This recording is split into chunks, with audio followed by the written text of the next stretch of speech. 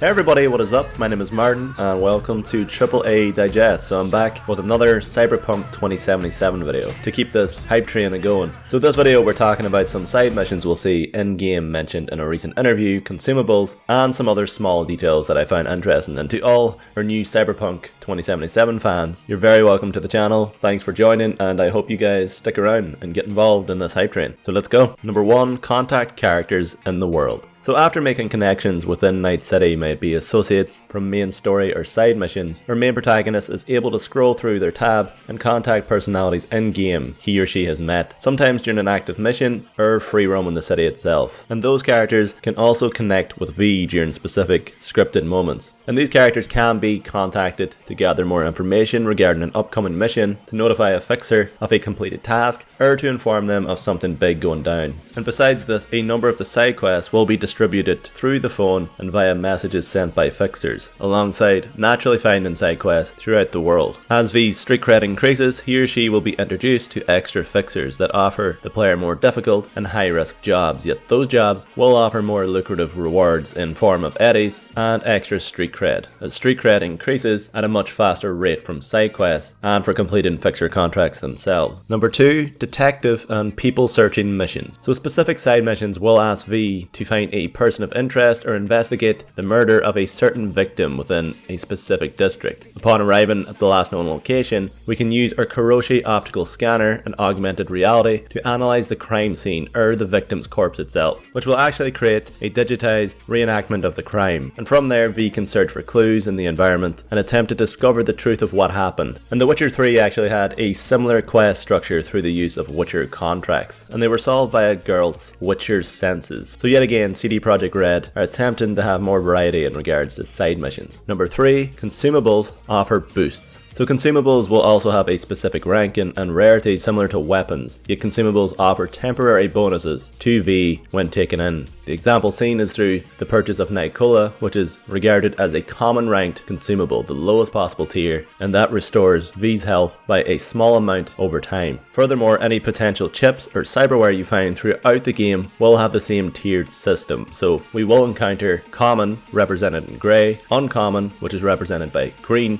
rare, which is blue, and epic and purple, and perhaps we may even have legendary, which will be represented by orange. Although do keep in mind this system could have been drastically altered since last year. Personally, I hope they do away with the coloured loot system, but to each his own, I guess. Number 4, optional cash. So throughout the world and while infiltrating gang bases and hideouts during the story or side missions, the player can stumble upon cash left out by enemies, which will glow and be slightly highlighted for the player. V can pick up this optional and missable money to increase his or her eddies intake. Number 5, vendor loyalty. So after a number of visits to specific vendors for weapons, clothes, consumables, or ripper docks within Night City, V can receive special discounts from these vendors she or he has formed somewhat of a connection with, offering V a loyalty discount of 10% off all items, and this number can be increased after helping certain vendors with a mission or a task during a visit, or as you're exploring the open world. They may contact V in need of help by either calling or sending a message explaining their situation and what they need V to do, and if you do happen to take the time to help them out, that discount percentage will increase. Number 6, radio hosts. Bit of random information, but radios include several playlists, multiple stations, each with a different type of music genre. Some of them will even get their own radio host, like Stanley Media, hosted by Stan, shocker, will offer a local update via the radio while you're driving or hanging out at V's apartment. The host will be introducing certain musical tracks, giving the player an update in regards to world events, and perhaps react to some of V's actions in the world if a certain mission has had a large impact on the city. May it be a murder of a high-ranking corporate agent, or if you did happen to take Johnny Silverhand's suggestion by burning the city, then the host will react to such events, which for me is a cool yet a minor way of acknowledging the player's choices, which is always a good thing. But yeah guys, that is the end of this video. Plenty more Cyberpunk 2077 content on the way. I have a question for you guys in the meantime. What other side quests would you like to see from Cyberpunk 2077? Any cool ideas? Let me know.